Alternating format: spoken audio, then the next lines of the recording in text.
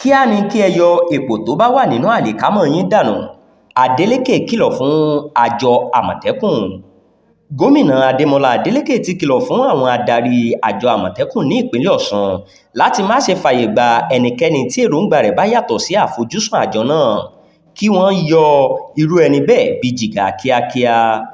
Bákan náà ló ní àjọ náà gbọ́dọ̀ ṣiṣẹ́ papọ̀ pẹ̀lú àwọn iléeṣẹ́ aláàbò tó kù bíi àwọn ọlọ́pàá, àwọn ọ̀tẹlẹ̀múyẹ́ àti bẹ́ẹ̀ bẹ́ẹ̀ lọ láti rí dájú pé ààbò tó péye wà fún ẹ̀mí àti dúkìá àwọn èèyàn ìpínlẹ̀ Ọ̀ṣun.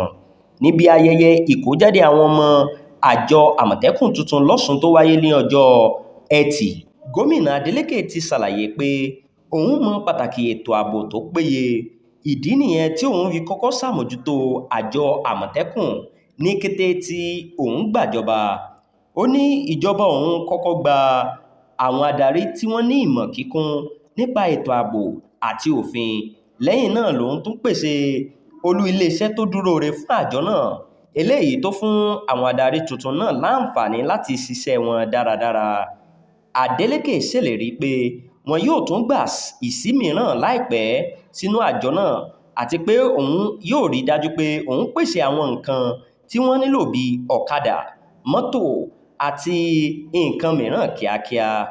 Bákan náà ló ké sí àwọn ọmọ àjọ tuntun ọ̀hún láti yàgò fún ìwà ìbàjẹ́, kí wọ́n ṣiṣẹ́ wọn bí iṣẹ́, kí wọ́n sì ṣe aṣojú rere fún àjọ náà níbikíbi tí wọ́n bá wà.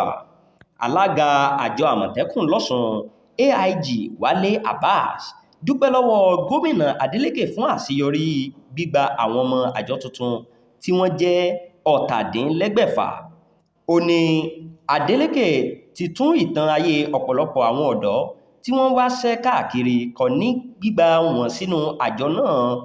Ó sọ síwájú pé ọ̀pọ̀lọpọ̀ ìdánilẹ́kọ̀ọ́ ni wọ́n ti là kọjá, wọ́n sì ti ní ìmọ̀ púpọ̀ nínú ètò ààbò àti òfin tó rọ̀ mọ́ iṣẹ́ náà.